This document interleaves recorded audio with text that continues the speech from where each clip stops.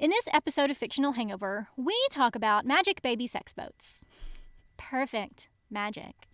Choosing Adrian over the apocalypse, flipping the rage table, and a squirrel getting carried off by an eagle and made into crotchless panties in our discussion of The Ruby Circle by Rochelle Mead.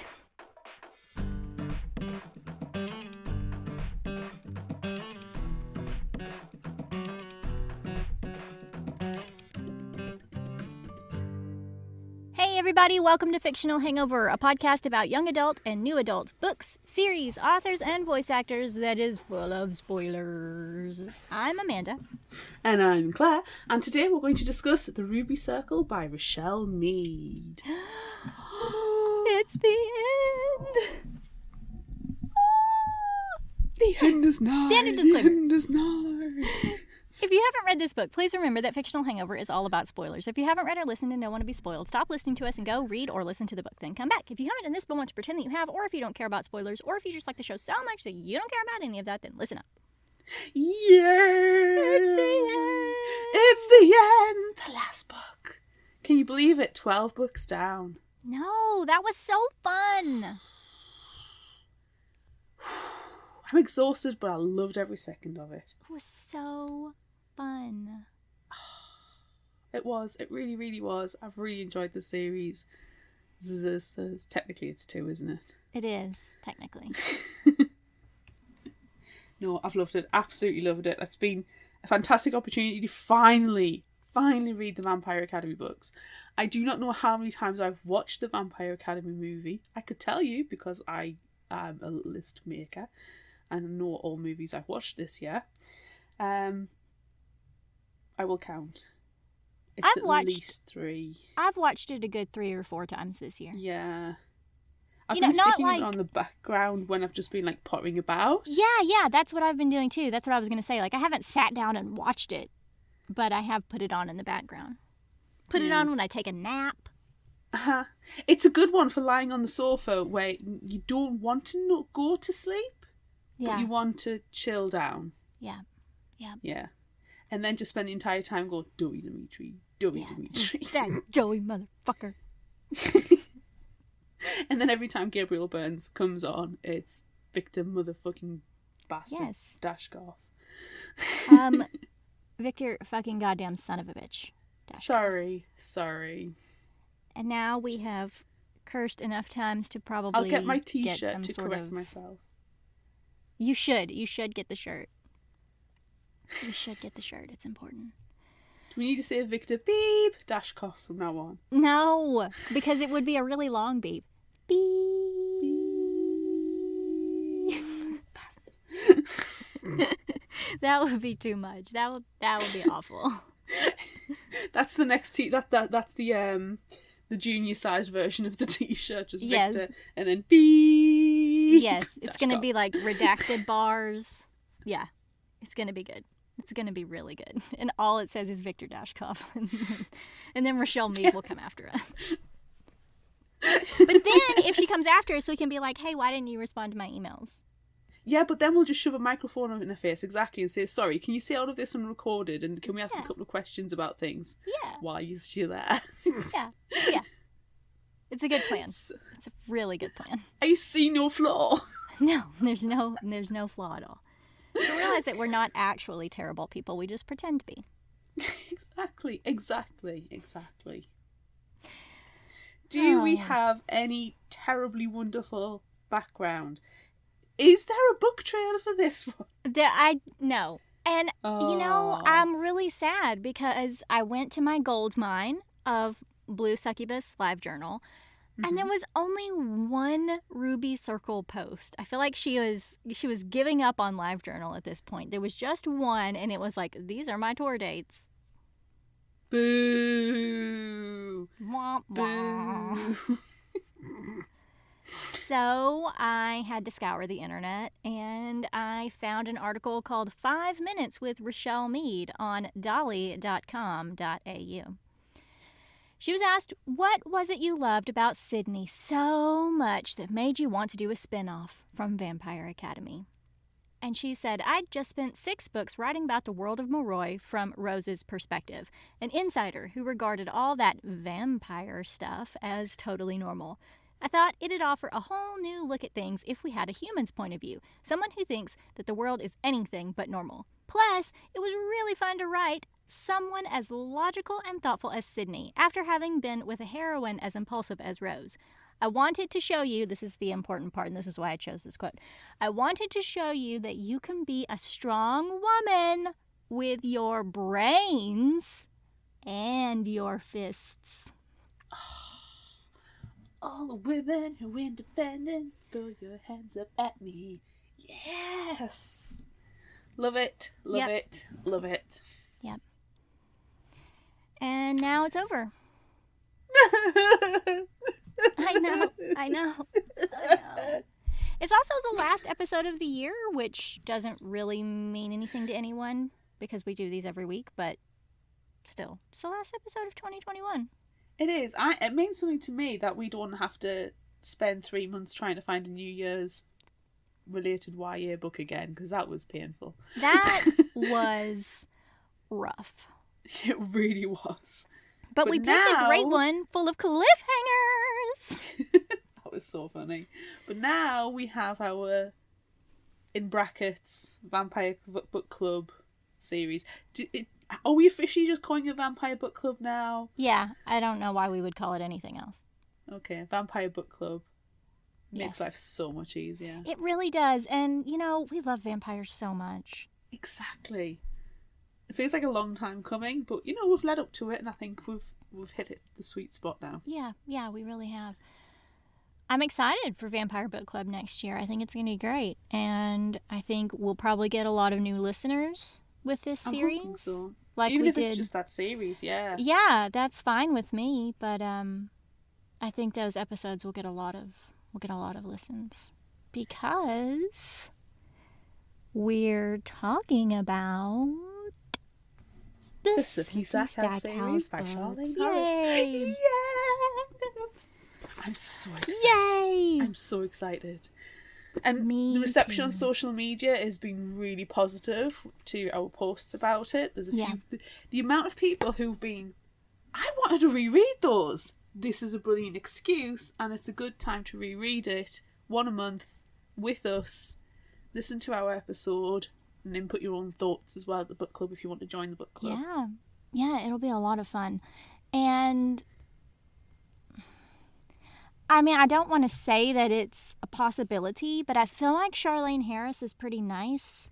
I've met her in real life. I was her bodyguard one time, and I feel like if she's not too busy doing a million other things, she might give us a few minutes of her time, maybe, if we ask her nicely enough. I was going to suggest that we ask now and tell her what our plan is for the book series, and that if we can get her in any time, then, we could make it near the end so it can be completely full of spoilers. Yeah. And, if we can get her booked in, then we're booked in to our schedule. Yeah. The only other option is we have an exclusive group of people who heart vampires, and we record a little special thing for December in the end instead of doing a live. I think that would be really, really fun. Or we do a live with everyone. Yes. That will be really fun. I would say Patreon members get the first refusal to join that as well. Yes. I did that crossover event with Prince Kai Fan Pod and Literary Lushes and a couple of other podcasts. YA Book Chat was there. The Book Life podcast. Yeah, that was a lot of fun, and we did that on Zoom, so I know it can be done. Plus, we have done our Halloween special with multiple people, so... Yeah, so I think it could be really fun to get everyone involved. Yeah. Anyway. That's like a year away. It is. Well, it's But we like to plan things, Claire. It's probably 9 to 10 months in planning in the future when we really seriously need to lay stuff down, but yeah. I think it should happen. Something would be fun. Definitely. All right, so should we get into this? The last one? The last one. Tears. Ugly sobs. It's been 1 month since Adrian And Sydney Ivashkov tied the knot in a surprise, last-ditch effort to make the alchemists leave Sydney alone. They are cooped up at court with Daniela, Adrian's mom, and things are not going well. When Daniela goes to the feeders, Adrian plans a surprise candlelit evening for his bride to celebrate their 1-month anniversary. But it's immediately ruined when Daniela comes back, turns on all the lights, complains about there being too many candles, eats their chocolates, and compliments Adrian on the flowers that he healed someone for. Jeez, Mom! Ugh, way to ruin everything! Oh my god, what a cock block. I know, it's so bad. Sydney gets upset with Adrian for using his spirit magic on something so trivial, which makes both him and the voice of Aunt Tatiana flare with anger. So he storms out. Happy anniversary! Shrug. I mean, we've all had worse. Shrug. Adrian goes to visit Queen Lissa for permission for he and Sydney to search for Jill, who, if you remember, disappeared like magic right after the impromptu wedding. Magic. Denied. It was denied. Lissa says Rose and Dimitri are on it, plus she's not going to just let them flounce off right after she stuck her neck out to keep them safe from the alchemists. Nope. No way. Dejected, he leaves and promptly gets the shit beaten out of him by the Dabbling Bros from Fiery Heart, who are still pissed at him. Dude, give it a rest, bros. They need to get over it. They do. It's been a long time. It has. It really has. Luckily, Eddie and Neil come to help before too long, and they have news. Ms. Terwilliger has come for a visit. With a cat. And she left. With a cat. And without a cat. Wait, I'm confused. What? This is one of my favorite scenes from this book. Oh, yeah. Ms. Terwilliger came to court with her cat, Mr. Bojangles, and a box that was magicked to open only for Sydney. Inside the box is a magazine ad from that time that Leah DeStefano, the fashion designer, tricked Jill into modeling for her. Did you all forget about that? Because we kind of did. It was a long time ago. But we knew it A would lot's come happened. back. A lot has happened. Also in the box is a flyer for a robot museum in Pittsburgh. That is just weird. But don't worry, it gets weirder. Phew, I was worried there. I know. What's weirder than a magazine ad and a flyer for a robot museum? Since Sydney is forbidden from leaving court, Ms. Terwilliger, the hero that she is, has come prepared with a pretty interesting escape plan. She teaches Sydney a complex spell that she uses to transform herself into the likeness of Mr. Bojangles. Ms. Terwilliger then leaves with a cat and without a cat. Sydney is in the cat carrier, and Mr. Bojangles now lives at court for the time being. Together, plus Eddie, but minus Adrian, they leave for the robot museum. I feel like we've just done some really complex math. Yeah. With a cat, without a cat, plus Eddie, minus Adrian. Divided by... Shortly after they leave, Sonia comes by. She needs Adrian's help with Nina. Oh, great, Nina. Oh, Nina. Yeah. Just who Adrian wants to see. Ugh. Sonia is concerned about her well-being because she lost her job. She stopped trying to work on the Strigoi vaccine and she can't really get anything from her. It turns out that Nina hasn't slept in weeks because she's been trying to dream find her sister Olive. Do you remember Nina restored Olive from being a Strigoi and then they used some of her blood to give Neil the Strigoi vaccine tattoo and then Olive and Neil really hit it off and then she decided she needed a break and ran away. You know, the whole drama. So much drama. Well, Neil, he's been pining for Olive. He really misses her.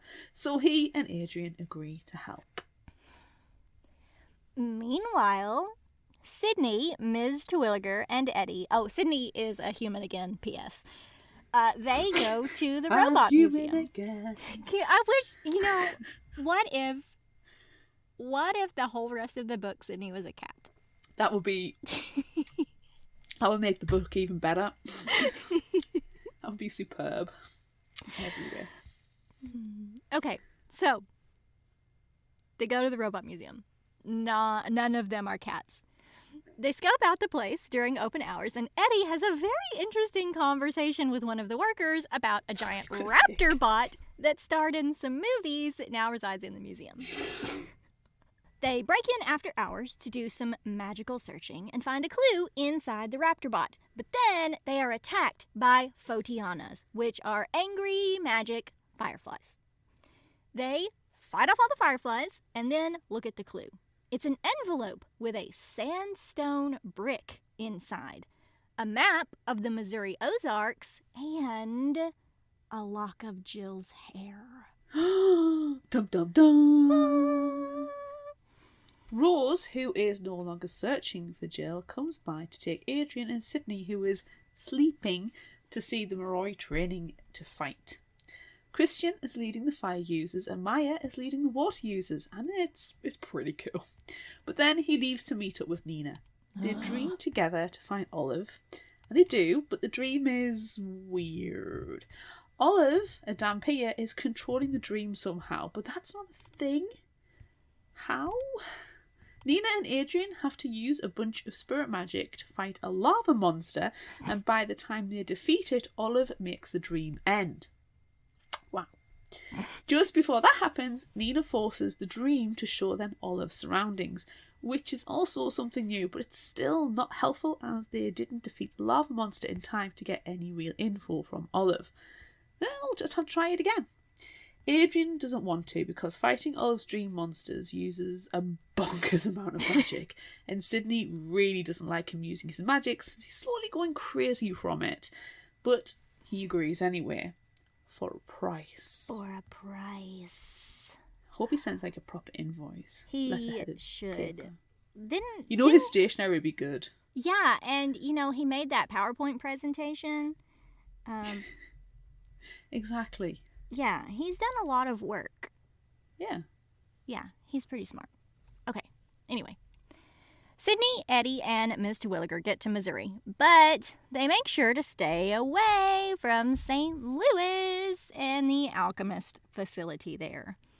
They stop at a restaurant and use the sandstone brick as a centerpiece, which the waitress recognizes as being from a castle in the Ozarks. It's called Hahatanka, and it's a real place. So that's where they head next. But wouldn't you know it, when they stop at a gas station, freaking Jared and Zoe Sage are there. Boo. Zoe sees Sydney and asks her if she was really tortured in re-education, and Sydney's like, yeah. And then Zoe tells them to run. Oh. Weird. At Hahatanka, Ms. Terwilliger and Sydney, but not Eddie, can see the next clue high up on the wall in the castle. It's a golden brick. Eddie, invisible by magic, led by Sydney's descriptions, climbs the wall to retrieve it. Ooh. I just really wish that I could see Eddie scaling the wall of this building and burgling bricks. Like Spider-Man. Yeah, I'm pretty sure he could do it. Yeah. So, they stay at a campsite that night, and while Eddie's on watch, the golden brick starts to melt and burn, and then it attacks. Oh, no.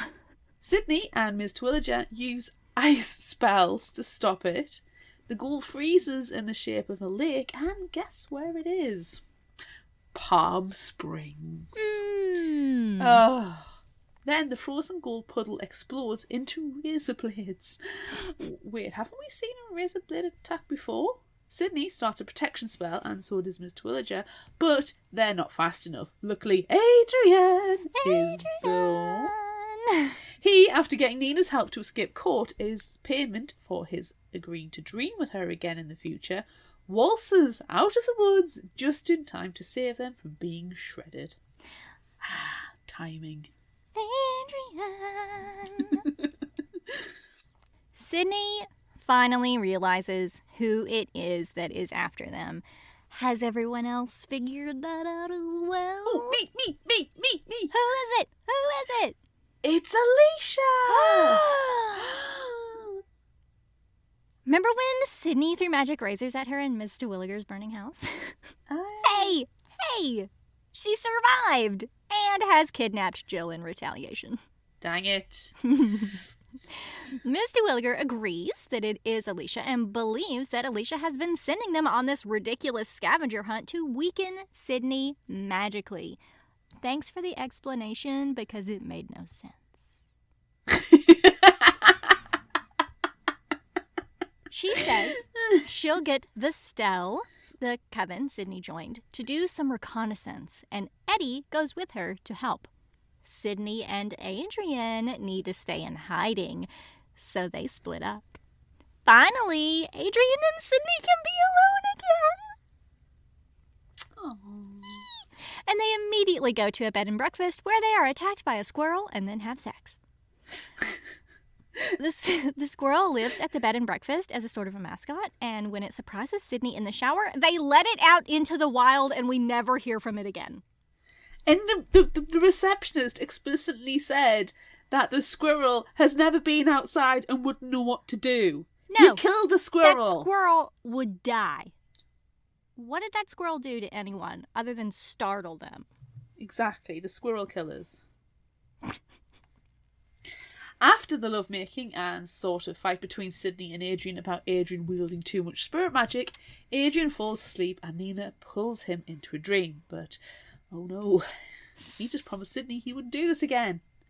Womp womp. Well, he does, and he and Nina fight Dream Strigoi to get to Olive. And Nina uses way too much power, setting them all on dream fire. As she crumples to the ground, screaming, her mind completely shattered.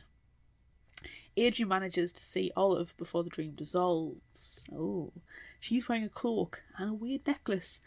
And, she's pregnant. Oh! What? Adrian and Sydney talk to Lissa and Rose and Dimitri about everything that's going on. Dimitri, having grown up in a Dampier commune, recognises a sketch of Olive's necklace that Adrian made as a commune symbol and finds out where it is. They also talk about kind of knowing where Jill might be, or at least who has her, but it's not enough information for Lissa to really do anything with just yet. Ooh. Rose and Dimitri meet up with Adrian and Sydney, and they go to the commune where they think Olive is hiding, and she's there. So is Adrian's uncle / Dimitri's dad. Shock! Twist! What? Dimitri never knew his father's last name because he only visited when he wanted to bang Dimitri's mom, and then Dimitri punched him, so he stopped going. Remember all that from Vampire Academy? It happened a long, long time ago, but we told you all about it. Everyone, including Adrian and Dimitri, is shocked to find out they are cousins. Uncle Dad Randall is pretty shitty to everyone and is at the commune drunkenly debauching more Dampiers, and we all wish that Dimitri would punch him again. But he doesn't, because... There's a Strigoi attack. Dang it. Olive runs off into the woods, has the baby, and then dies. But not before revealing that Neil is the baby's father. What? Shock! Twist again! Twist again! Ooh! And now! Since she was restored with spirit magic, apparently she can have a baby with another Dampier, which is not something that has ever happened before. She names the baby Declan and gives him to Adrian, which means something very significant in Dampier commune. Whoever you give your baby to is considered its guardian in the untimely event of your immediate death. I'm so happy they have that rule. they've laid that one down. And it's a good thing they know Neil and can safely deliver the miracle baby to his actual father.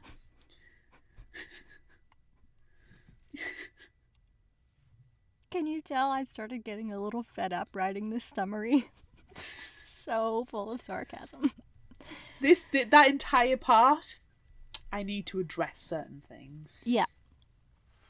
After this, they call up Daniela and convince her to go to Clarence's house in Palm Springs to help take care of this baby. They don't tell Neil the truth about him just yet, though.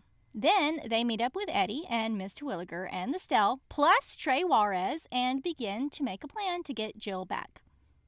They search the lake that the golden brick clue led them to, but didn't turn up anything.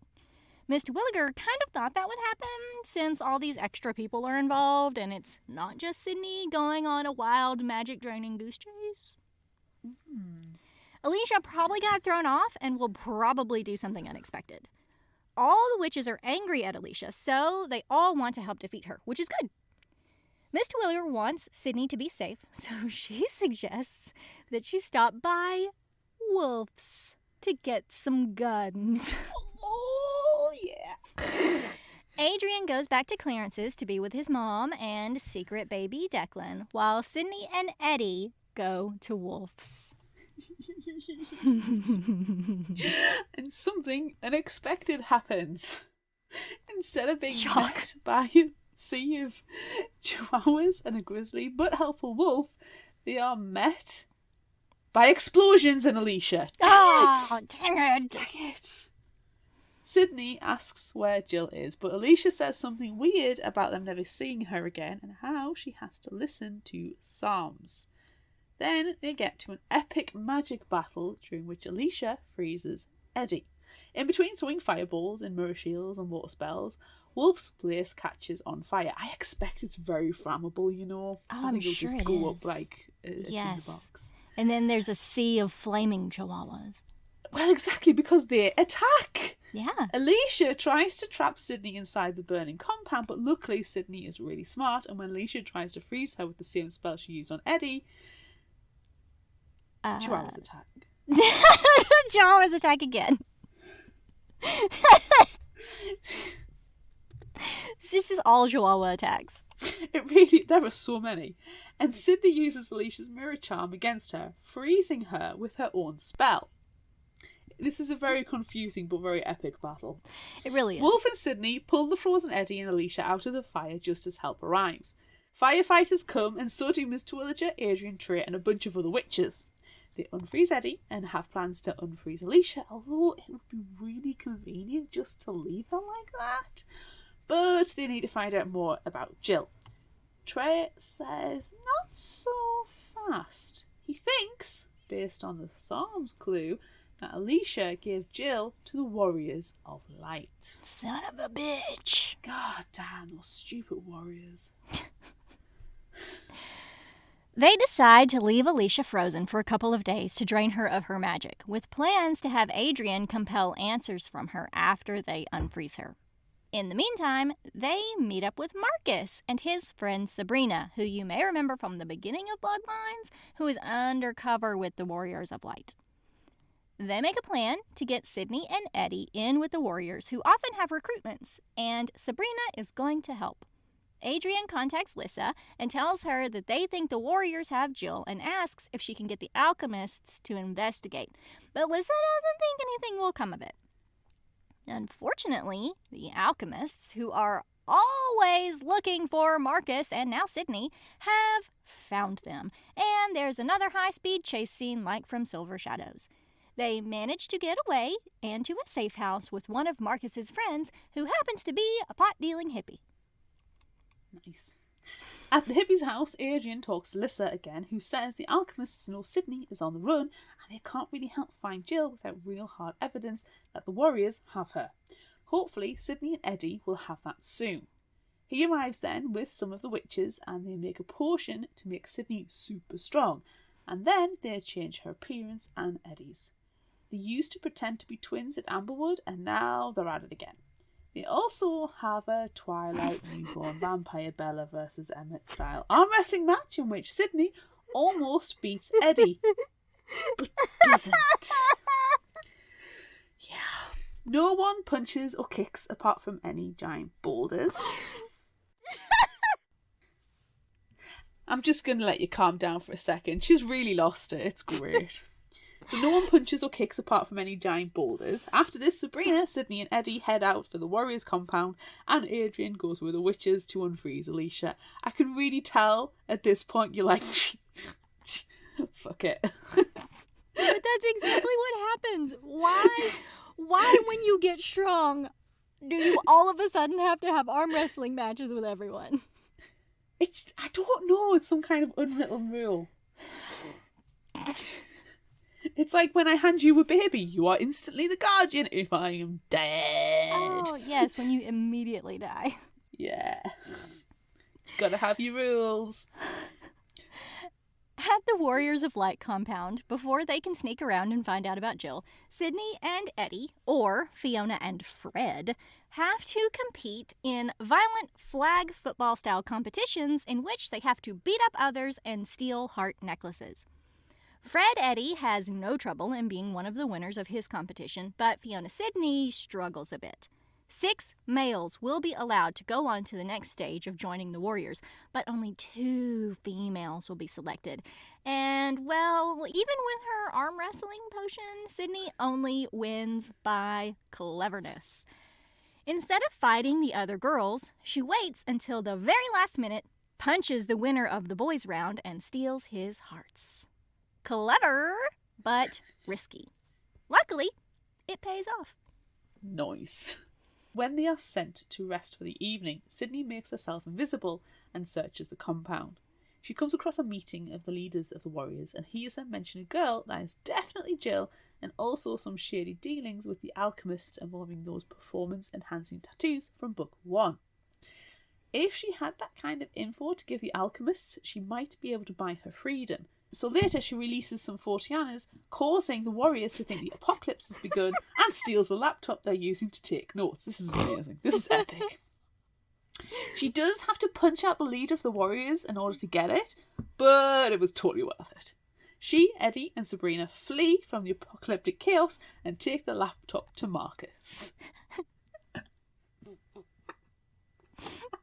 This is ridiculous. I love it. I love how ridiculous this book is. It's almost slapstick. No, it really is.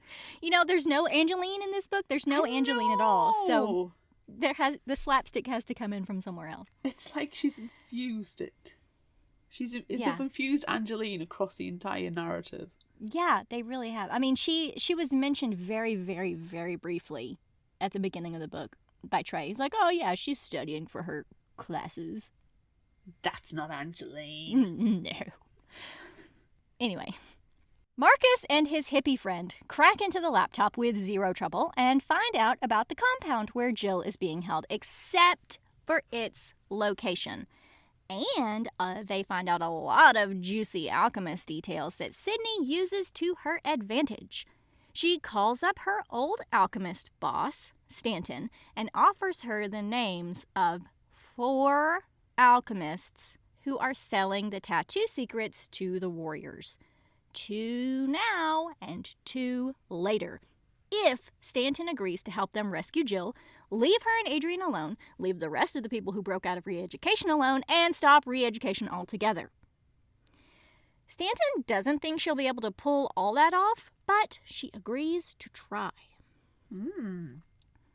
While all that was happening, Adrian was met by Sonia in a spirit dream. She showed Adrian that Nina's mind is completely broken and they don't think she'll ever recover. It was the same thing that happened to Avery Lazar in Vampire Academy. Do you remember that? I do. Yeah. Probably the same thing that's going to happen to Adrian too, unless he lives off the spirit use himself. But he can't do that. He's got to go with the witches to unfreeze Alicia and compel her. Neil picks him up and they go to just do that. Neil meets baby Declan but doesn't know he's his son. And Adrian doesn't want to tell him that, hey, that's your kid. You have a miracle son that you had with another Dampier that you loved who is now dead and who died trying to keep the miracle baby from being discovered because surely everyone in the world want to experiment on him.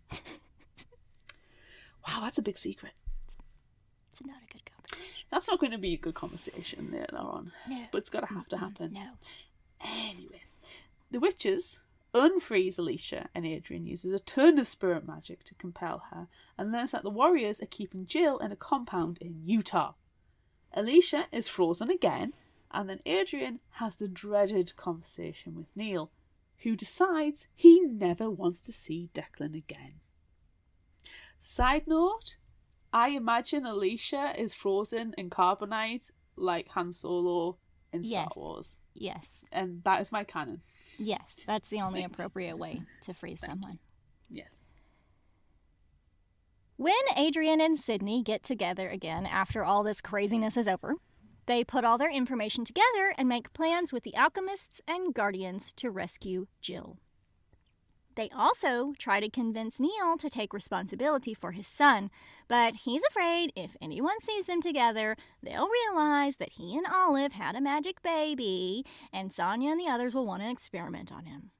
He remains steadfast in his decision to not be a part of Declan's life. Adrian and Sydney have plans to tell Rose and Dimitri about Declan since, they're in the same restored Dhampir potential magic baby sex boat. But they don't tell them yet. First, they have to rescue Jill. Magic baby sex boat.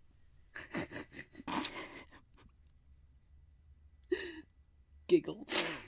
That's my favorite line from this summary. When everyone, Alchemists and Guardians, gathers at the Utah Warriors compound, Jared and Zoe Sage are there. Jared is an absolute shitbag. God, I hate that man. But Zoe is much better. It seems she's trying to get out of their father's control, though she still wants to be an alchemist. Just a less shitty one. The teams of Alchemists and Guardians get into the compound and put everything into lockdown, and it seems things are going very well and they'll be able to release Jill with no trouble. But then, of course, there is trouble. The wing of the compound where she is being held is spelled with magic. Dang it. Time to send in Sydney. And Adrian too, because he's not letting her go alone. Rose and Dimitri are there too, and Eddie and Neil. Dimitri guides them in past landmines. And then they get to the corridor, which is protected by a Hydra-like multi-headed demon that spits acid. Good times. Mm-hmm. Sydney will fight the demon with magic fire. Rose will sneak past it to find Jill. Eddie, Neil and Adrian will be back up in case something goes wrong with the demon. What could go wrong? It's an acid-spitting multi-headed Hydra-like demon. You call that Saturday night. Things go well for a little while, and Rose manages to get Jill out while Sydney battles the demon. Adrian tries to heal Jill, but Jill stops him, knowing that during this whole book, he's been struggling with his spirit use and that his Aunt Tatiana has been running a commentary through his head the whole time, meaning that he's seriously about to lose his mind. All she needs is a feeder, and for someone to go back to another area of the compound where more prisoners are being held. Rose and Eddie take Jill to a feeder, and Neil goes off to rescue the others, leaving Adrian to stay with the demon-battling Sydney. And things immediately get bad. I mean, they're already pretty bad, but seriously. Sydney is about to get eaten and or covered with acid spit. So Adrian summons all his spirit and compels the demon to stop mid-attack. This is way too much spirit. So much that he doesn't recognise Sydney when she tells him he can stop using his compulsion. She defeats the demon, but Adrian is still raging with spirit. Somehow, Sydney manages to break through to him, saving him from complete mental breakdown. They leave the compound and get Adrian to the feeder too. Oh, yeah. That was a rough scene. Outside, Sydney is greeted by Stanton, who stays true to her word about leaving everyone who escaped from re-education alone and trying to stop re-education. But that's not going so well. She's going to at least try to reform it, so that's something.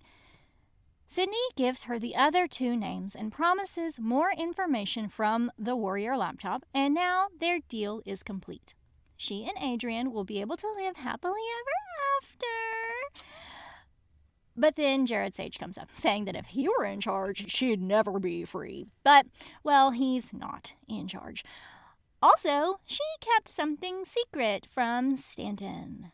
There were actually 5 people dealing in tattoos with the Warriors, and one of them just so happens to be Jared Sage.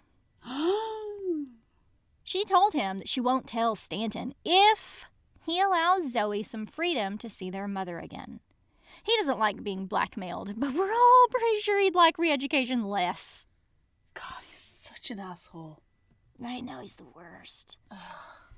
It seems that things are wrapping up nicely now. Adrian didn't lose his mind, yay, and he and Sydney are free to live their lives, woohoo! Eddie and Jill are a thing again, which is also a happy event despite their age difference, and Dimitri and Rose found the other Moroi trapped in the compound thanks to Neil. But wait! Where is he? Where has Neil gone? Uh-oh, he's disappeared. They all go back to Clarence's, and it turns out Neil stopped by. He saw his baby and left a note for Adrian and Sydney, telling them that Declan is their baby now, and maybe one day he'll be able to come back into his life. Thanks, mate? Gee. Great. About a year later, things really are going well. Adrian, Sydney, and Declan, plus Daniela, for whatever fucking reason. Get your own house, you stupid whore. Sorry, what? About a year later. Someone has feelings. I can't stand it. She's a waste of space. She should have just stayed in jail. She should have. Let me start over. About a year later, things really are going well. Adrian, Sydney, and Declan, plus Daniela, with Eddie as their guardian, live together in a cute little Victorian house. They're caring for the baby that they pretend is theirs, which everyone believes since no one really knew about Olive. And, they were in hiding in court for so long, and then they all suddenly disappeared. It kind of makes sense, just don't do the math. With Clarence's financial assistance, Sydney is in college just like she always wanted and works at a museum. And Adrian, back on his mood stabilizers, has a job as a preschool art teacher. So many pasta pictures. It's so perfectly adorable. Jill, Dimitri, and Rose come by their little house for Christmas dinner, and we learn that Rose and Dimitri are engaged. But they don't plan on getting married anytime soon, especially since Christian hasn't proposed to Lissa yet. After dinner, Adrian and Sydney go to their bedroom where they talk about their old escape plans and how they don't need them anymore because they've already escaped into the perfect life. With a magic baby. Yeah. Take a break? Take a break Definitely. before the rage? Take a break before the rage? Rage break? Yeah. Rage break. Rage break. Rage break. These days, more authors are including mental health content in their books. But do you ever wonder how accurate some of this stuff is? Or do you ever read something where you know the author just gets it? I'm Elise. And I'm Priscilla. And we are Novel Feelings, a podcast where we discuss mental health issues in fiction novels. We are psychologists and book lovers, and we have a lot of opinions. So look for Novel Feelings wherever you get your podcasts. Now, back to your show. Did you get all your rage out? No. Oh, no, because that's coming up now. That's coming up now. Yes. Yes. I'm just going to get the negatives out of the way first. Okay. This book disappointed me. Yeah. It was a letdown to the series. Book 5 was better. Yeah. But it seems to be a pattern with the Rochelle Mead books. The 6th book in the Vampire Academy series was the weakest. And book 6 in Bloodlines is the weakest. There are things in it that happened. Lost me interest. and I had to re-listen to it. It took me longer to listen to Ruby Circle than I did any of the other books. And it's the shortest one. Exactly. Granted, I didn't have that long period of sit-down time in the office where I've, thankfully been able to do it with the changes in the lockdown situation within the UK. But still, I would be up till the wee early hours of the morning listening to them because, goddamn, I need to know what happens next. But I found myself falling asleep to this, which kind of says a lot. But there are things that happen in the book that I'm not happy with. So I'm guessing the same for you. Yeah. Do you want to start us off? Why wouldn't they just fucking leave Olive alone? Yes. That was the most frustrating Yes. thing to me, which of course then spurred on other frustrating moments. But if they had just left Olive alone,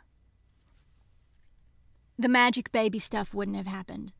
Like, Yes. here, take this baby. This is exactly what you wanted and exactly what you are prepared for, to just all of a sudden have a baby that you have to care for in the next, 18, 20 years of your life. Yeah. But it was so frustrating to me every time we saw Nina, which I fucking hate Nina. We see Nina, and she's like, but I have to get Olive. I have to get to Olive. Like, dude, Olive ran away from you. Yeah. And now There's a reason she's left. Yeah, and now you're trying to track her in a dream, and she is controlling spirit dreams now, which I can only assume has to do with the magic baby. Yeah. But she's developed this ability to control spirit dreams to make you leave her alone. And every single time she's like, why are you here again? Please leave me alone. Stop it. Stop coming after me. Live your life. Get over it. Leave me alone. And she's like, no, I can't. And I hated it. I hated those scenes. Yeah. Nina wasn't too bad a character for me in the last book. She needed a friend, and Adrian was that friend, and she misread Adrian's friendship for something more. And then she tried to sexually take advantage of him. No. Yeah. Hate And Nina. at that point, I lost it. Like, if she'd just been the person who'd gone through something very traumatic and just needed a friend, then that's fine. And that's all she needed to be. But she got turned into some horrible character who, in the end of the day, was pointless. And yeah, Olive left of her own free will. She wasn't forced to leave court. She wasn't forced to leave you, Nina. She's a grown-ass woman. Let her make her own decisions. If you can't reach her in the dream, if she's so powerful in her will to be able to assert dominance in the dream that you should be controlling, to push you out and to keep you away, that's a freaking huge sign to fuck off. Yeah. And Hated it. I hated it. And you've mentioned the baby. I freaking hate that baby. Yep. I hate that baby with a fiery, fiery passion. Yep. And, okay, this has happened a few times in YA books. And I'm going to just list another one that's happened in, which pisses me off no end, and it's Twilight. Why is it they suddenly think, oh, we have this young couple, we have this boy and this girl who get married, then they must need and want a baby. They must have to have a baby to complete their family unit. No.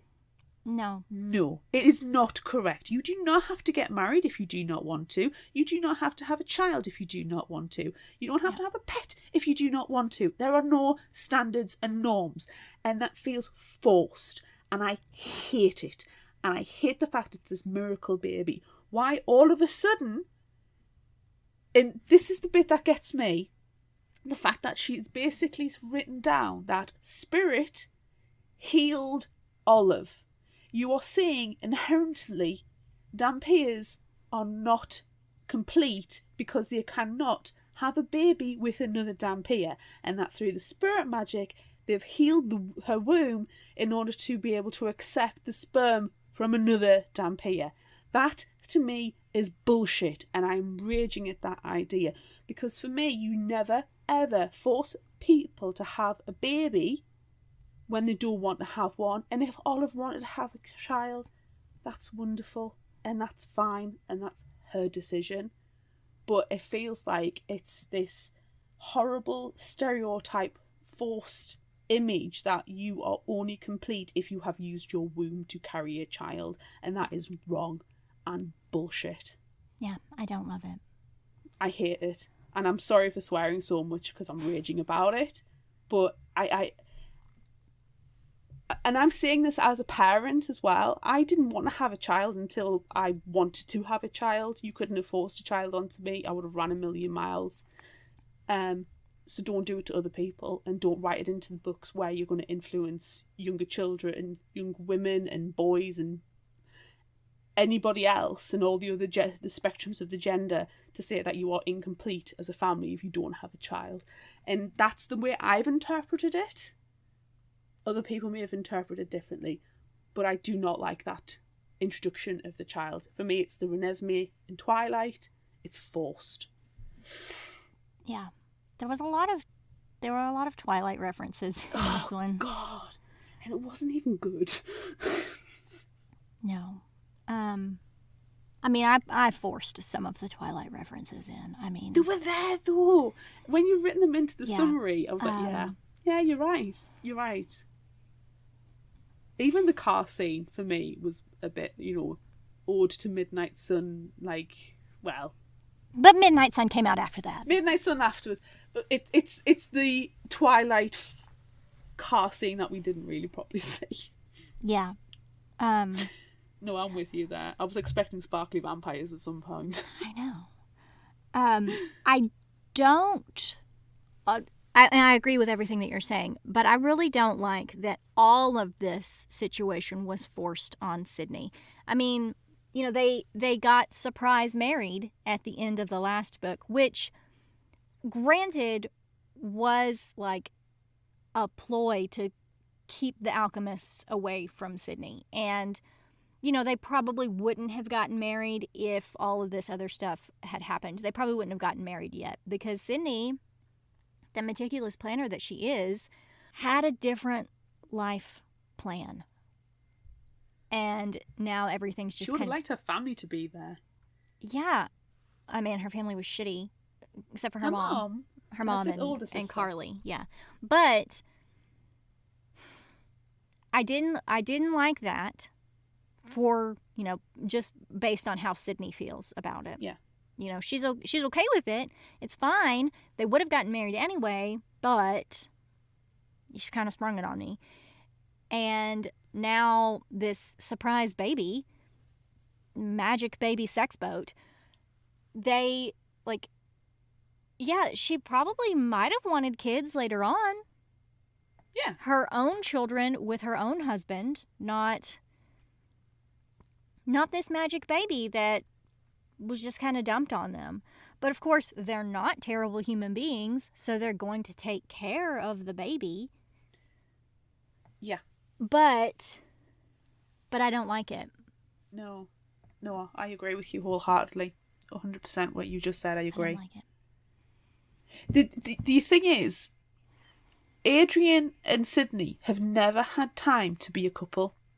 Because Palm Springs, they couldn't live together. They lived separately. And it was all secret. It was all secret. It was all hidden. Exactly. It was all hidden. And if anything was to happen with Jill, she was their priority. There was so much going on with everything else that they had no time to be a couple. And then Sydney's kidnapped and held hostage by the Alchemists. You can't have a long-distance relationship in those situations. Mm-mm. And then they're free. But then they get married. And then they have to go to court. And where they live with Daniela. Who's horrible. Oh my God. She is such a leech. Get a job, yeah. Daniela. Get a job. Yeah. I mean, bravo for standing up and leaving your shitty-ass husband But leave your Yeah. son alone. Yeah. And you can't tell me that she didn't realize what she walked in on. Oh, when- she knew. And she's just like, oh, I'm going to eat your chocolates. Oh, I'm going to blow out all your candles. What, did the power go out? Like, No, You she know. knew. You know for a fact she reads Bodice Rippers. She's got a library full of Mills and Boons. She knows exactly what situation she was walking in on, even if it was, oh, was this some kind of human thing? Yeah, Daniela is a shitty person, and they have to live with her for the first month of their marriage, and then go on the search for Jill again, and now they finally can live together and be a couple. But it's with his mother again. I'm sorry, but that's not right. She needs to assert No. her own independence, and Adrian needs to push her out. Yeah. She should not be living with them. There's no, no need. she's fully capable. It's not like, oh, she's my aging mother and I have to take care No. of her because she can't care for herself. No, she's just a spoiled bitch who can't do anything on her own. Why can't she go and live with Clarence for a bit? Yeah, hang out at Clarence's. Clarence has He's all got the the money in the room. world. You know, he would enjoy Which the is what- company. Yeah, and I mean, he's got a bunch of money, and clearly she's into money. So, marry Clarence.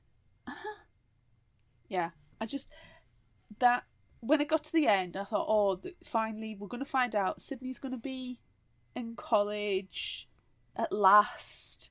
What's Adrian going to be doing? And okay, Eddie's there as their guardian. I'm fine with that because Eddie will want to keep his distance because he'll want to have his own, Right, he's and really that's boundaries. and that's expected in this universe. If you're a royal Moroi, you have a guardian that is with you all the time. Exactly. And in this situation, they need it. And it's Eddie. It's fine. Eddie's Yeah. fine. Yeah. But Daniela, No. Get out of there. Fucking hate her. I can't stop swearing. I'm so angry. I'm disappointed.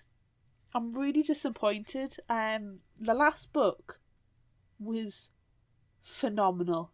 Silver Shadow was amazing. Mm-hmm. And I was so excited to finally get to Ruby Circle, and we had a couple of big books to read in between, and I won't let myself jump forward in our schedule. So when I finally got a chance to listen to it, I was so excited, and I feel really let down by it.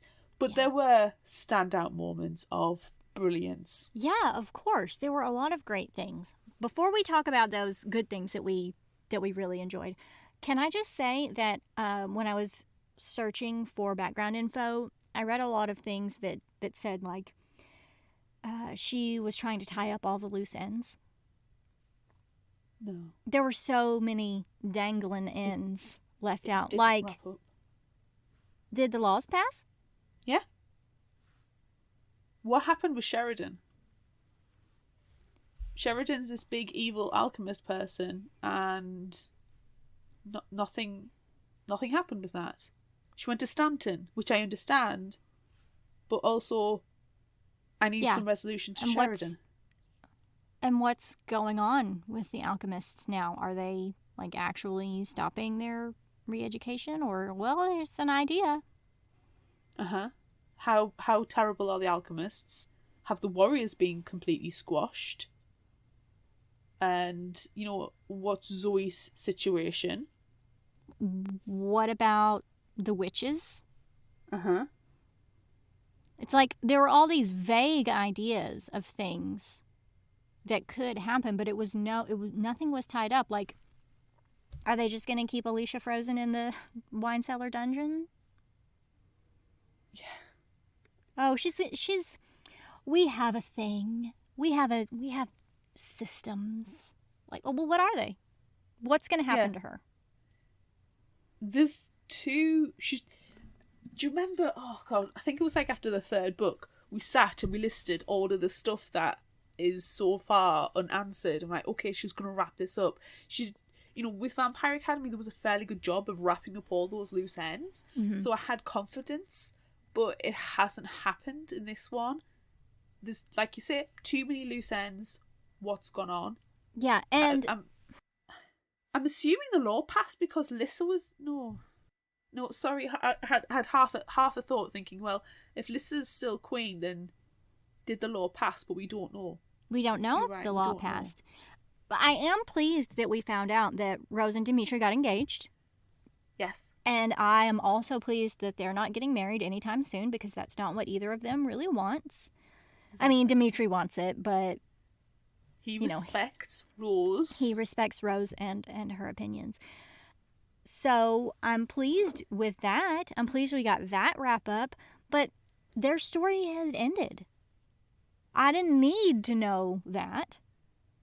I didn't need to know about Dimitri's father being Adrian's uncle. Like, that came out of absolutely nowhere. There was no lead up to that. There was no hints, nothing. Boom. Yeah. Revelation. You know, if there had been one mention, which maybe there was, but I don't know, of Adrian's uncle, Rand, and Dimitri's father being called Randall, then maybe I could see that we needed to have this in, but we know his dad is nothing. So why did we need to know who he is? I kind of expected, like, I was trying to think back, have we had a moment where they've talked about Adrian and Dimitri looking similar? But no, they're not, because they're kind of polar opposites, aren't they? I mean, they both have dark hair. Okay, so does a vast population of the world. Yeah, they're both tall, but all the Moroi are tall. Yeah. No, there was nothing, and I'm not unhappy with that, because I thought, that's kind of funny actually. Yeah. But it just seemed unnecessary. It seemed like an unnecessary loose end to tie up, because it wasn't. It wasn't a loose end at all, because I didn't need to know at all who Dimitri's father was. No, because he's no one. We learned this already. We learned that he is an unimportant asshole. And he literally shows up, is an asshole to absolutely everybody. We find out they're cousins, and then he pisses back off again. Yeah, it's pointless. For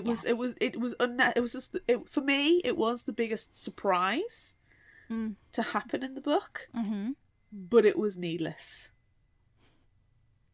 See, it wasn't a surprise for me, because I have already read this series and I knew it.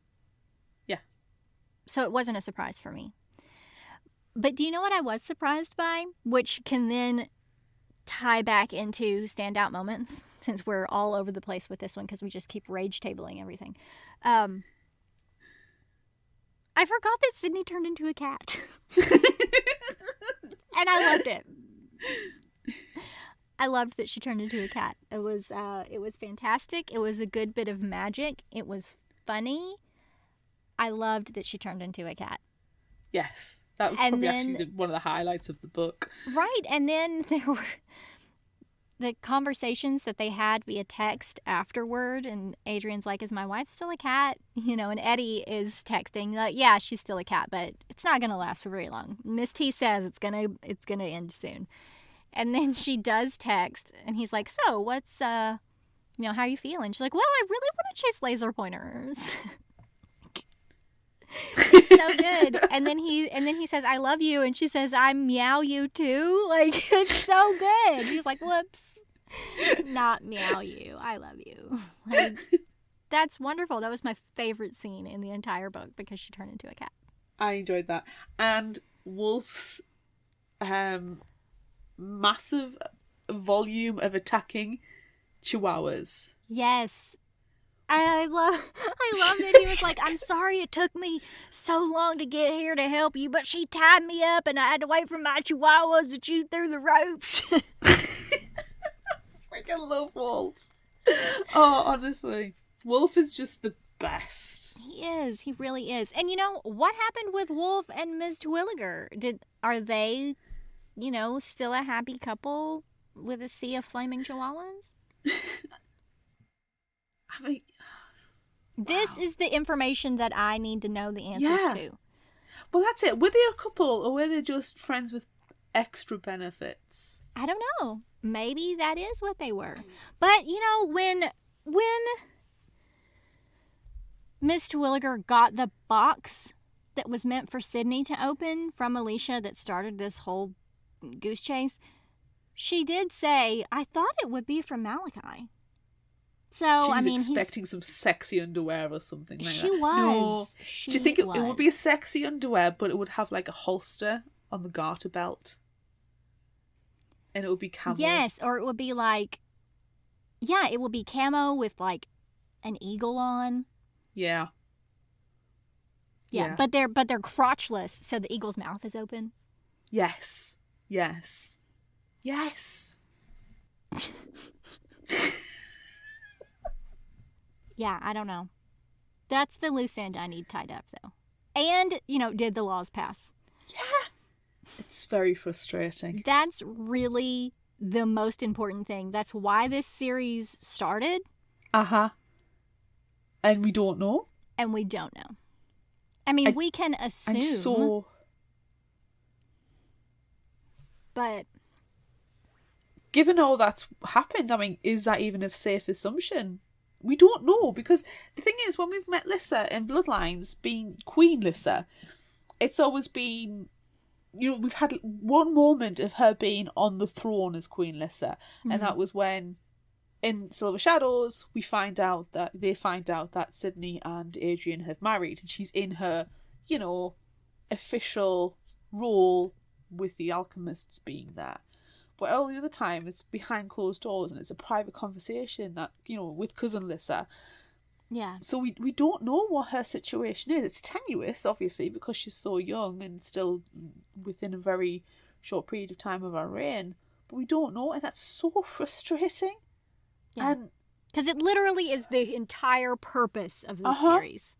it's why Sydney had to go to Palm Springs. It's why Jill had to go to Palm Springs. It's why Jill and Adrian have to have the Shadow Kiss It's why bond. they have their bond. So And frustrating. Nothing. Yeah, it's so frustrating. Okay. Oh, can I apologise for not being more positive about this book?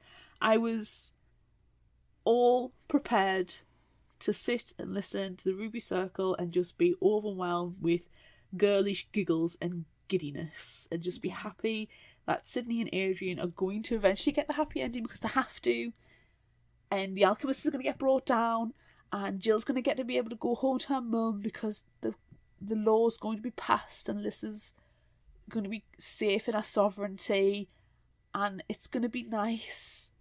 And there was just so much that annoyed me. Yeah. It was like it was like a desperate attempt to go, oh crap, I've got all this stuff I haven't resolved yet, let's mash it all into this book. Like Alicia and the Warriors and the Alchemists, and even, you know, like throwing random stuff in, like Dimitri and Adrian are cousins, let's have a baby. Neil, well, you know, he can avoid any paternal responsibility and he can just go off and kill some Strigoi, it's fine. Is it though?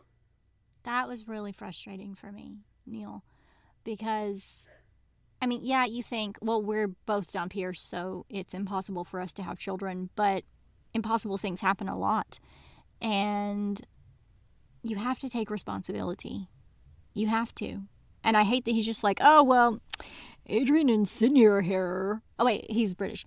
Adrian and Sydney are here to take care of my child, so I'll just fuck off and do whatever I please. Like, no! Stop it. That's not okay. That's not okay. You can't just give, like, they've got enough shit that they're dealing with. They don't need the magic baby. They don't. It's wildly frustrating.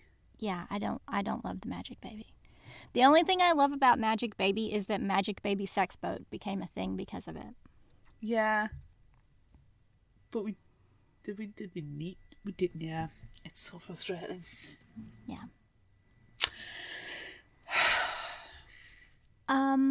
Oh, there was one other scene that I really, really enjoyed because as much as we're like completely talking about every single thing that we hate, I still enjoyed the book, and more or less, not as not much my as favourite.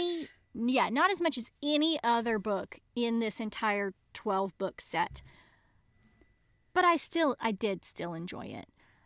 Oh yeah. I really liked the Warriors of Light thinking that it was the apocalypse. God, they're idiots. The Warriors of Stupid strike again. I liked that. It's the best. The ridiculous bits were probably the best bits. Yes. The raptor bot. What the hell? That was amazing. I kept thinking throughout that entire thing, I want to go to this museum. My son would love this museum. Yeah. And I'm not that far away from Missouri, so I could potentially go to Tonka. It's not that far away. I need to Google Tonka. I was going to after listening to the audio, but I never got round to it. It fell on my head. Yeah. But I need to Google Tonka because I'm very interested in it. I would like to see some pictures of it. As ridiculous as the magical wild goose chase scavenger hunt was, how much gas did they use? Because court is somewhere around Pennsylvania, right? And so they go to Pittsburgh, and then they go to Missouri, and then they go to Palm Springs, and then they go to Calexico, and then they go to Utah. Yeah. They're all over the place. Yeah. And they're doing it really quickly as well. It doesn't seem like they have one night in a campsite. Yeah. Yeah. It's a lot of very fast travel. Yeah. At least in Silver Shadows, when Adrian is chasing after Sydney with Marcus, he kind of comments, "Oh my God, we're travelling halfway across. We've just been there. This is taking days. It's taking too long." That passage of time is marked. That's the other thing. I want to find out about Marcus, and does he need to still work underground to be able to get the Alchemists who want to break free from the Alchemists free? Yeah, and also he's dating Carly. Forgot to... I left that out of the summary. But they're dating now. So what's going on with that? And that's it, isn't it? That's it. Do we have some shorts? Although I'm trying to think if there's any additional short stories. She reaches for a bookshelf. I don't know. I've only read one or two short stories. One at the very, very, very beginning it was Dimitri's point of view of what was happening. And I read something about Adrian, but that was 10 years ago. But the other thing as well, you shouldn't be wrapping up a storyline in short stories. It should be wrapped up within the main series. Yeah. I understand using short stories and novellas for side narratives. Yeah. I wouldn't mind an Angeline story. Yeah, Angeline was completely missed out apart from Trace saying at the beginning she's busy studying. Yeah. Because she's staying on at the school and she wants good marks. It's okay, well, Sydney's obviously had a positive effect on her that way, but it kind of also made me think, well, the Angeline character was completely pointless. Yeah. I mean, we mentioned that before, too. She was just there for comic relief. She was there because she was a part of the Keepers. So we saw her when they were briefly at the Keepers. And then she just brought her back. Maybe it would have been better if, at the end, we have Eddie as guardian.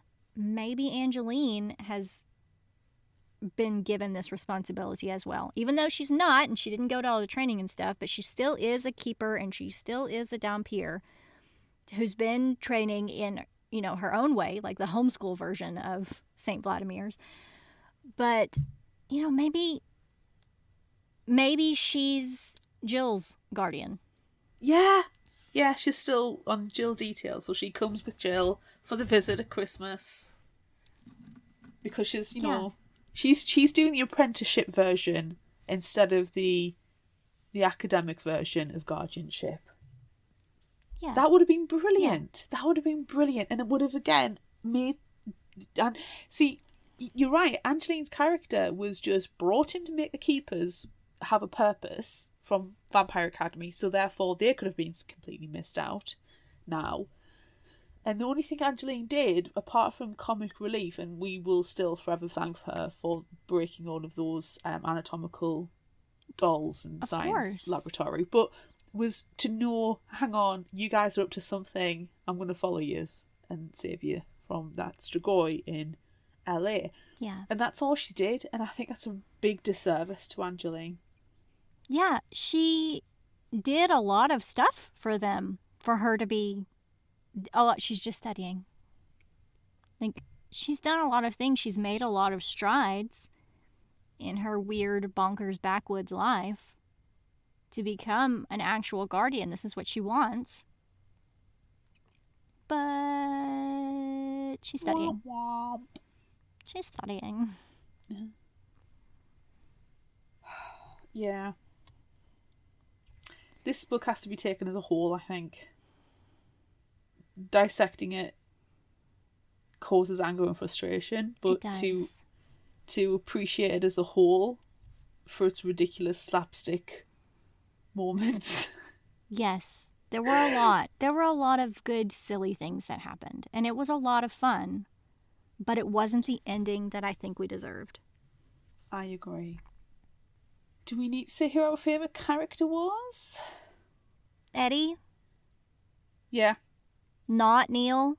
Not Neil. Not the Magic Baby sex boat? Magic Baby.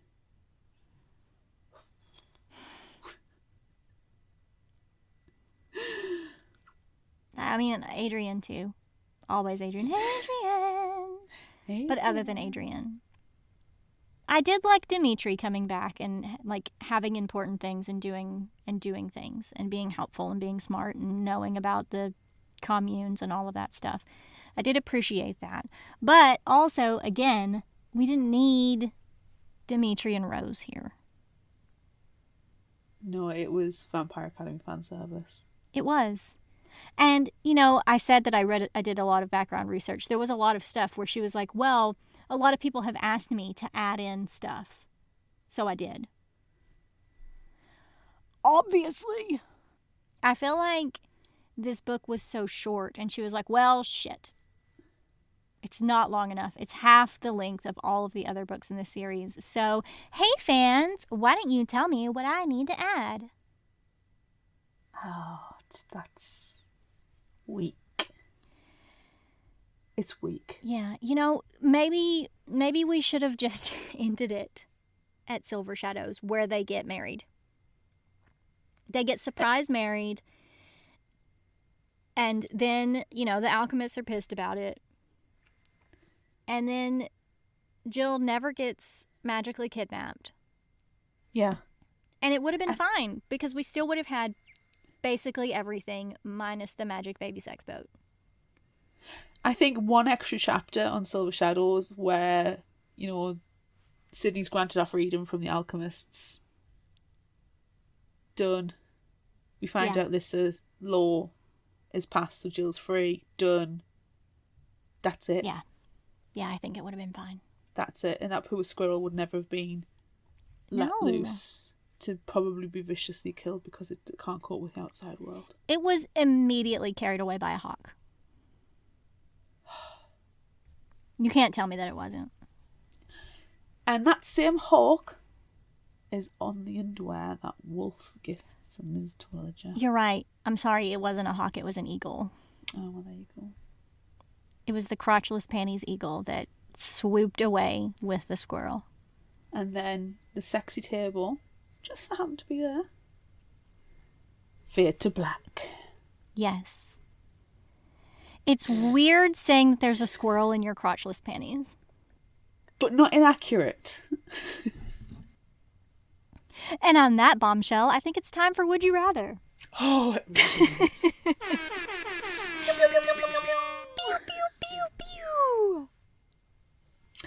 We asked on social Dang it. We asked on social media, would you rather your song with your partner be Tainted Love or She Blinded Me with Science? On Facebook, it was 32% for Tainted Love and 68% with She Blinded Me with Science. On Instagram, it was 60% for Tainted Love. On Twitter, 100% for Tainted Love. And on TikTok, it was 66% for Tainted Love and 34% for She Blinded Me with Science. Nice. We do have some comments. L20Kev on Instagram said, Tainted Love, but the Marilyn Manson version featured in the movie Not Another Teen Movie. Yeah. That's probably one of the versions we mostly remember. I mean, I listen to a lot of 80s music, so the original is, key for me, but the Marilyn Manson version was not terrible. Bree Tart on Instagram said, Tainted Love, because I am the she in my relationship, and I am horrible at science. Dakota on Facebook said, as a student of forensic science, I love teaching my husband new sciencey things. Therefore, I have to go with She Blinded Me with Science. That, and There Is Something Sydney would totally do to her enemies. She really would, except for it probably wouldn't be science. It would probably be magic. But she does magic know is just a lot a science of a different kind. That's true. That's true. Annie on Facebook says, I live with a scientist/mad inventor. It's definitely going to be Blinded Me with Science. And much like when Sydney talks nerd, I often have no idea what he's going on about, but the finished products are always good. Travis Sharp on Facebook said, I'm going to cheat and say Lady Gaga's Bad Romance. I'm sorry, Travis, you can't cheat. There is no option C. No. That is a good song, though. Well, yes, granted, it is a good song, but it's not an option. It's not. It's not an option. And that's all the comments that we had. We do not have a comment from Constance in which she sings us a terrible song that Claire refuses to sing. It's awful. It's horrible. No apology is strong enough. I listened to it and my ears bled. Do you need to say it in like a fancier manner? We could try. Can you be like very posh and excessively British? I feel like I need some Maltesers in my mouth. But Twilight blinded me with magic. She blinded me with magic and thought that friendship, yeah. Now, when I'm dabbing on the haters, blinding me with magic. There you go. Magic. Do you know what I liked about this comment, though? There was dabbling. There was dabbling. Dabbling bros. Dabbling bros. Also that you had to say dat friendship. Oh, it's just not natural. So which one do you pick? On? No, we haven't answered ourselves, have we? No. Which do you pick? I mean, to be fair, She Blinded Me with Science is probably more appropriate, but I'm not particularly keen on that song, so I'm going to go with Tainted Love. I'm going to go with She Blinded Me with Science, even though I like that song less, like you. But there's a lot of, I feel like it's a little more romantic. She's poetry in motion. It's nice. It's nice. Yeah. I don't know, I just don't think I like the version of it, and I find it difficult to listen to, so I don't hear the lyrics easily, even though it's very well enunciated. It grates in my ears, so I'm going to go with Tainted Love. Yeah, the beep, bop, bop, beep, bop, bop. I don't love it. That belongs in the Robot Museum. It does belong in the Robot Museum. Whenever the Raptor Bot opens its mouth, She Blinded Me with Science comes out. Beep, bop, beep, bop, beep, bop. Fogiana's and She Blinded Me with Science come out. Yes. Ooh, speaking of But if you do it Photianas. to the T-Rex, then it's tainted love. Yes. But speaking of Photianas, would you rather fight Photianas or the golden brick? Ooh. I want to say the golden brick because I feel like at least you could run away from that. Yeah. If you can't do magic spells, like ice it, you know, if something's hot, you cool it down, solves a problem. Or you could just throw really cold water on it if you don't have ice magic. Yeah. Whereas the Photianas, I feel like, would be a bit trickier. Yeah. Also, they cause the apocalypse. Yes. And with the golden brick scene, Adrian shows up. So I pick the golden brick for Adrian. I will always choose Adrian over the apocalypse. I mean, okay, given that circumstances, I will pick Adrian over the apocalypse. Yes, would you rather choose... That's not a good would you rather question. Who's going to pick the apocalypse? No one.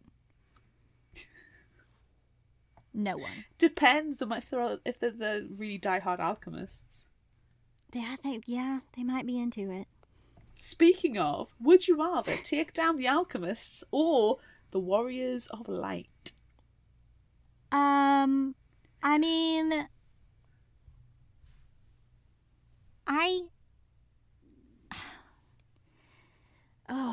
it's tough because the alchemists, minus, all of the shittiness and the high-speed chases, like, they serve a purpose.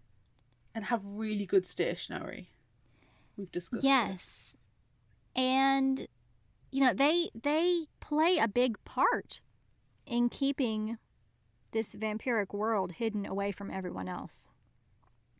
So I feel like they are important. And the Warriors of Light are just, like the stupid, crazy version of the alchemists, like, who believe in... cousins. Yes, they are, with the conspiracy theories, and, they probably have foil hats. Yes.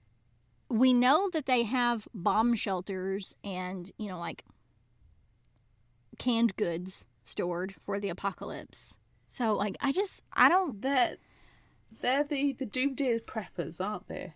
They are, and I think the alchemists serve enough of a purpose. If we can just get rid of all the shittiness, if we can get rid of re-education, I'll keep the alchemists. Okay. And I'll get rid of the Warriors of Light. I'm with you on that. The warriors serve absolutely no purpose. They've got terrible stationery, terrible people skills. Their facilities are basic. Who wants to be basic? Yeah. They serve no purpose. If we can get rid of the zealot aspect of the alchemists, then that's fine. Yeah. I'm with you there. So, yeah, I agree. Okay. All right. Would you rather fight with fire magic or ice magic?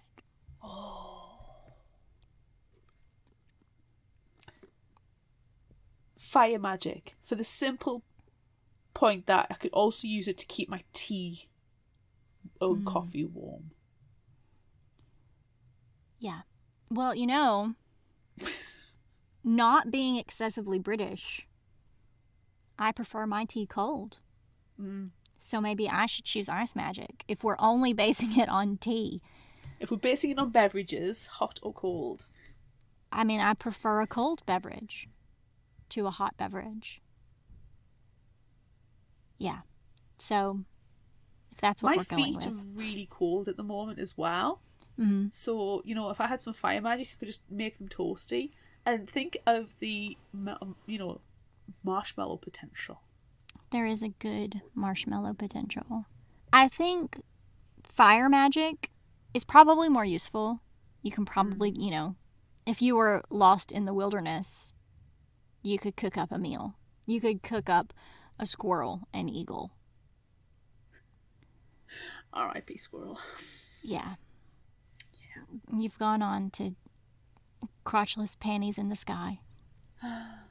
I think it's more useful. So even though we were basing it on beverages, I am actually going to choose fire magic. That's fair. That's fine.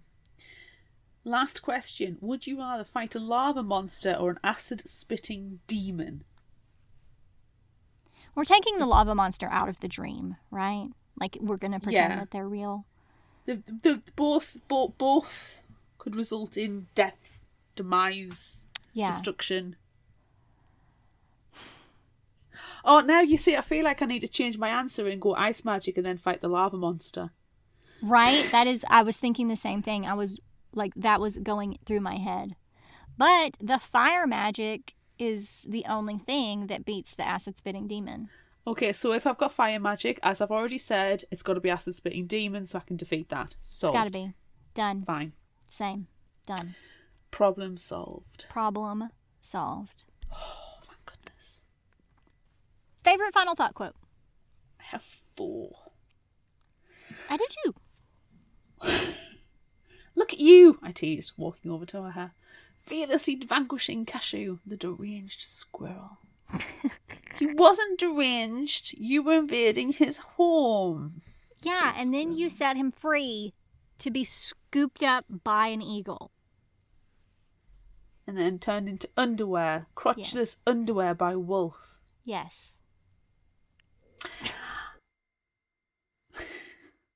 I'd rather you have a worthy partner who's a human than a Moroi who can't help you share your burdens.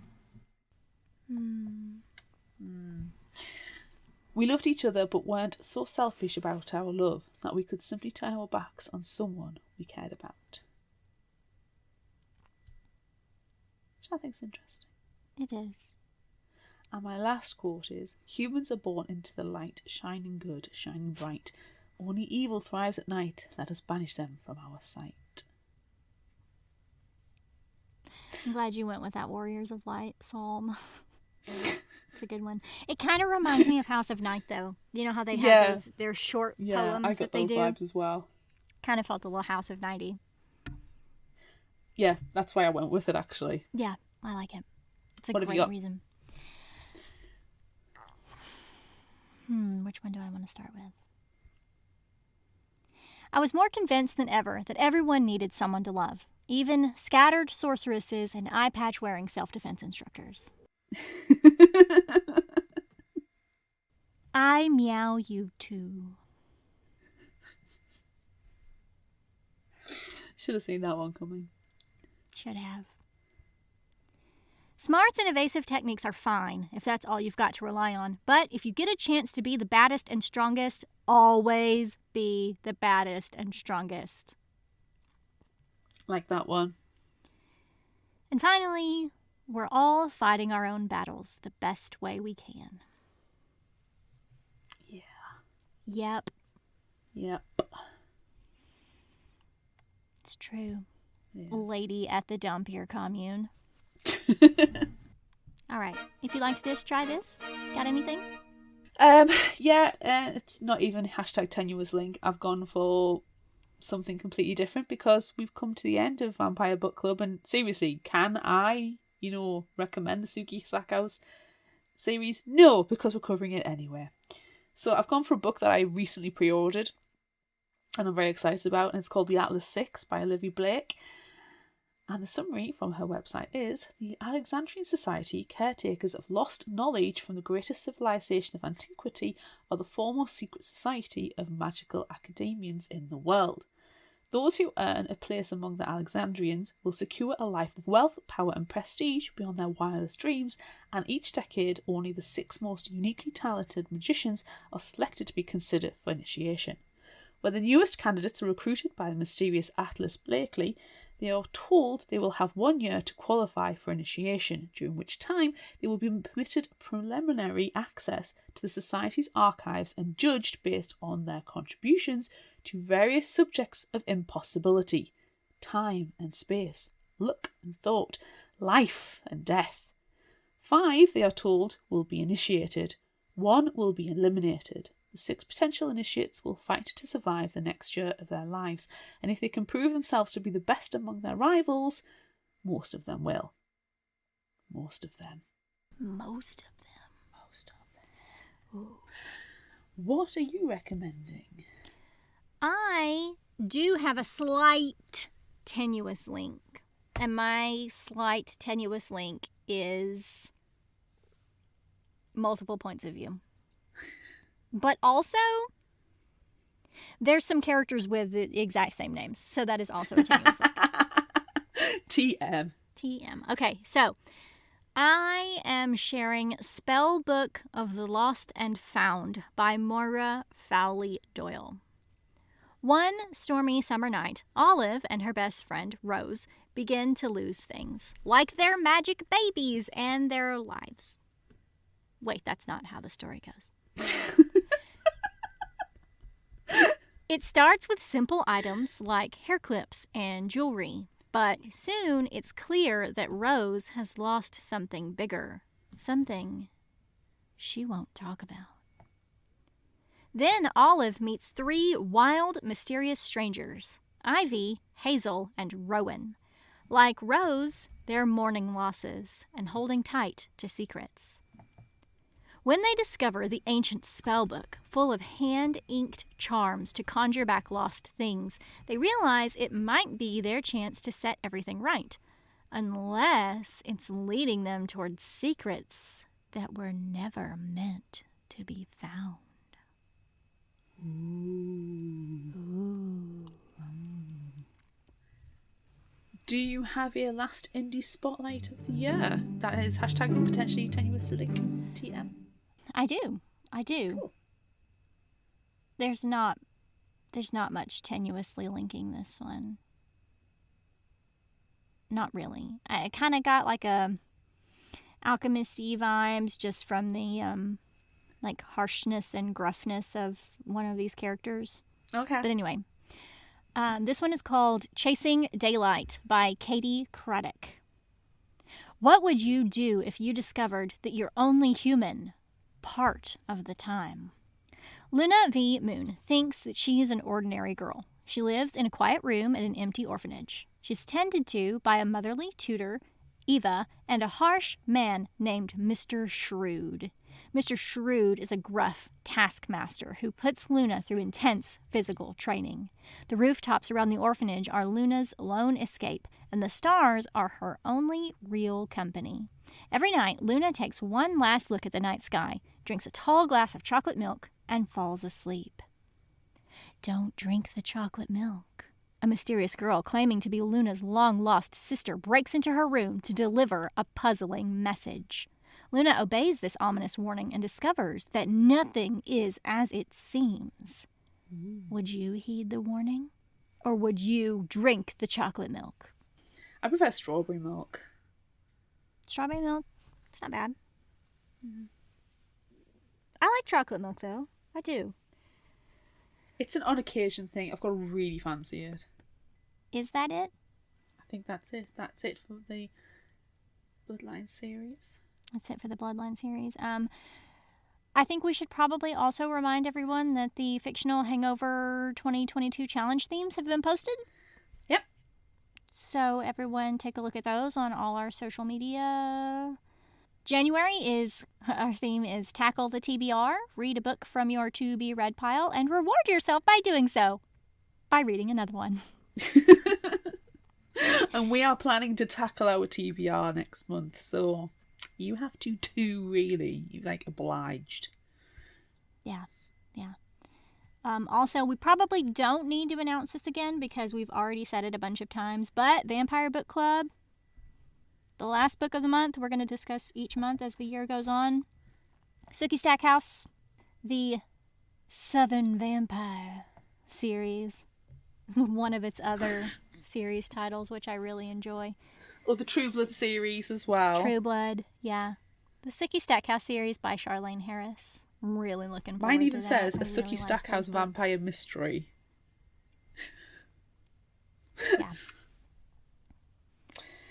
Anyway. Back in the days when a paperback would cost you $5.99. All right. That's it. That's it for this episode of Fictional Hangover, the last one of 2021. Woo! I'm Amanda. And I'm Claire.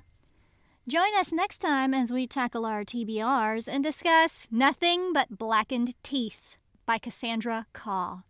Look out for our Would You Rather polls on social media. Don't forget about our book club and monthly challenges on Facebook. Be sure to visit our shop on Redbubble at fictionalhangove.redbubble.com for all your favorite Fictional Hangover-themed merchandise, and become a patron of ours on Patreon at patreon.com/fictionalhangover. Until next time, remember, the only cure for a fictional hangover is another book.